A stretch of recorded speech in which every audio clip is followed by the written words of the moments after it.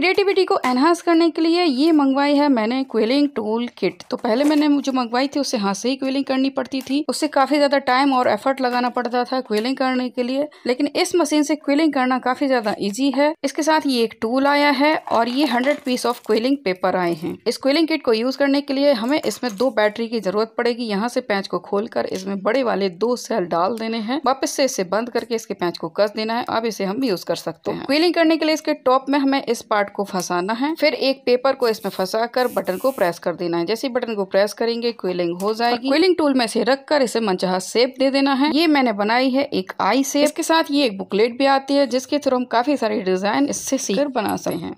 Like share subscribe. Thanks for watching.